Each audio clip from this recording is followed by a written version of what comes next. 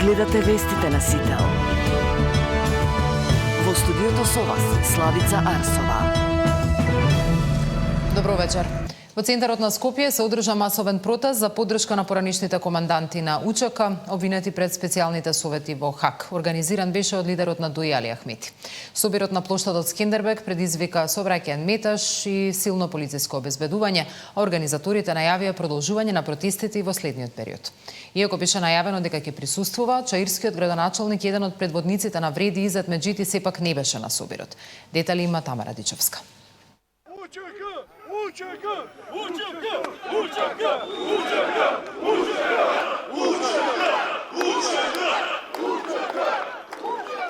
Среде строг центар на Скопје чеше УЧК, илјадници албанци се собраа да дадат поддршка за поранишните команданти на УЧК, на кои им се суди во ХАК за воени злосторства. Со албански знамени, десетици новинарски екипи од Албанија и Косово, како и косовска делегација, се одржа протестот, а пред присутните се обрати и поранишниот врховен командант на УЧК и лидер на ДУИ Али Ахмети, кој беше и организатор на протестот. Никогаш не биле против државата Македонија, а командантите на кои им се суди во ХАК придонеле за стабилност и мир во земјава, кажа Ахмети. Нашата војска не била против ниту еден народ, ниту против српскиот народ. Денешниот протест не е против државата Македонија, бидејќи токму овие што денес се пред овој суд придонеле за стабилноста, мирот и иднината на оваа држава, имајќи предвид дека биле носители на важни институции, председатели на државата, премиери, председатели на собранието. Тие потпишале десетици па и стотици договори за понапредна Македонија, а не за држава што треба да се плаши од Ослободителната војска на Косово, ниту од Ослободителната национална армија, ниту од оние што денес се присутни со рани на телото. На протестот му дадоа поддршка и актуелни поранишни функционери во македонската влада. Според министерот Лемани, мирниот протест ја зајакнува идејата за нација што коегзистира со различните без да потекнува војна. Поддршка даде и лидерот на Вреди Меджити, но не беше присутен. Стојан Чангелов, кој е бранител од 2001-та, соустра осуда за собирот на кој им се дава поддршка на поранишните команданти. Сите припадници на УЧК кои извршиле војни злосторства треба да одговарат во согласност со меѓународното право, вклучително и оние припадници на УЧК кои во 2001 година извршија војни злосторства во Македонија. Апсурд е да се бара ослободување на било кои злосторници осомничени, обвинети или осудени за војни злосторства, опфатени со меѓународното право, напиша Стојан Чангелов на Facebook. Претходно премиерот Мицкоски кажа дека владата нема да го поддржи протестот, но ќе работа да се осигура дека ќе помине мирно и без инциденти. Тамара Дичевска, Сител телевизија. Прашањето за евентуален прием на мигранти мора да се решава во собранието, а не на локално ниво, порачува опозицијската СДСМ, обвинувајќи дека премиерот избегнува да се изјасни дали ќе ја потпише резолуцијата со која би се спречил влез на мигранти за пари во Македонија. Од ВМРО ДПМН возвратија дека таков договор со Британија воопшто не постои и најавија општински декларации против мигрантските кампови, додека меѓупартиската полемика околу темата продолжува. Прашањето за мигрантите е државно и за него мора да одлучува собранието, а не општини или советници на ВМРО ДПМН, велат од опозицијската СДСМ. Од партијата прашуваат зошто премиерот Мицкоски одбива да одговори дали ќе потпише резолуцијата со која, како што велат, ќе се спречи влез на мигранти за пари во Македонија.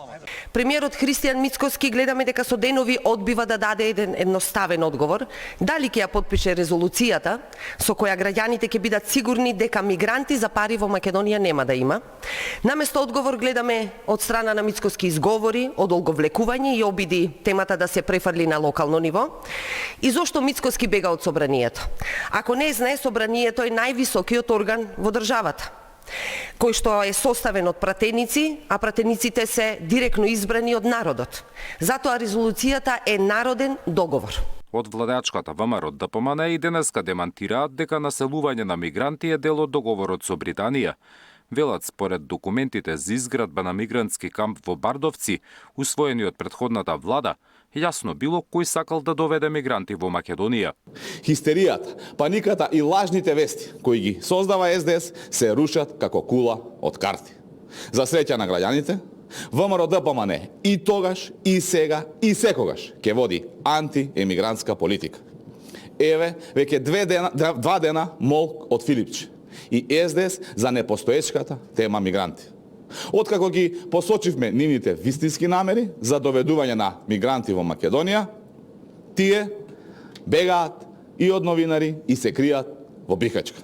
Опозицијската СДСМ го прозва и владиниот партнер Знам. Очекуваат став од партијата, а бараат и произнесување за понудената резолуција. Од Знам пак велат дека и тие, како и владата, се на ставот дека не постои договор за прифаќање на мигранти. Прозивките од СДСМ ги сметаат како обид за политички спас на функционери во партијата соочени со кривичен прогон. СДСМ во тотална немоќ, обезглавена без раководство, само со еден функционер во смисла на Султан партија, раководена од Центарот во Струмица и менторот Зоран Заев, бара начини и теми како да биде минимум присутна во јавноста со надеж да го задржи и она малку членство и поддржувачи што остана од неа. Премиерот Мицкоски вчера најави дека советите на општините наредната недела ќе усвојат документ со кој ќе се обврзат дека нема да примаат мигранти на својата територија и дека таму нема да се градат мигрантски кампови. Зоран Јаневски, Сител телевизија. СДСМ најави разоткривање на, како што велат партиските кујни на ВМРО-ДПМН, за лажни вести и медиумски манипулации. Од партијата тврдат дека преку координирани објави се прикриваат скандали на власта и се дефокусира јавноста од теми како мигрантите, корупцијските афери и нападите врз новинари. 3 анализирани денови на еден агрегат на вести, иста слика. Вака се одвлекува вниманието на граѓаните, вака власта сака да ја промени реалноста, да ја искриви вистината и да ги лаже граѓаните. Исто како во времето на Никола Груевски. Лажни вести, манипулации, извртување на вистината, политички прогон, напади на новинари, се е тоа исто, копи-пейст. Сега се целосно разоткриени. Политичките субјекти треба да се воздржат од јавно етикетирање и дискредитација на медиумите. Таквите настапи може да влијаат ограничувачки врз слободата на изразување и да ја намалат довербата во јавноста, што оправдано буди грижа и е за осуда, реагираат од Сдруженијето на новинари на Македонија по пресконференцијата на СДСМ.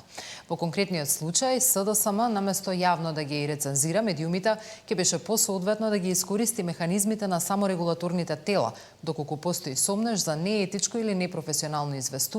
На располагање стојат утврдени саморегулаторни механизми како Советот за етика во медиумите и Советот на честа, преку кои може институционално и аргументирано да се проверат ваквите наводи, стои во реакцијата на ЗНМ.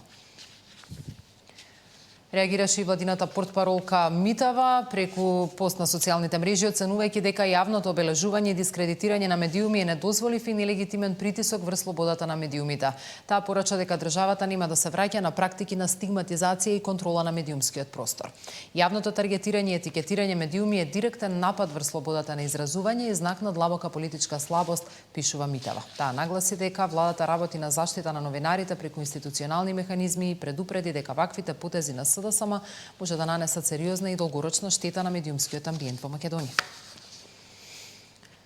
Поранишната шефица на специјалното јавно обвинителство Катица Јанева, осудена на 7 години затвор во случајот Рекет, добила условен отпуст и го напуштила затворот Идризово. Информацијата ја потврди и директорот на затворот, кој вели дека Јанева ќе мора редовно да се јавува во Основниот кривичен суд Скопје, се додека целосно не истече затворската казна. Пресудата за Рекет беше изречена во јуни 2020, а стана правосилна во јули 2021, пошто Јанева беше спроведена на издржување казна во затворот Идризово. Во истиот предмет, 9 години затвор доби и Бојан Јовановски, кому издржувањето на казната му беше прекинато поради здравствени причини. Опозицијата и во ова препознава кујна на власта и очекува Јанева да биде впрегната во црна кампања против СДСМ и Венко Филипче. Многу скоро, после Нова година, ќе ја видиме Катица Јанева во иста улога како што сега го гледаме Боки 13, како оди по емисии на владините медиуми, по подкасти и по порталите од кујните на ВМРО-ДПМН, велат СДСМ преку соопштение.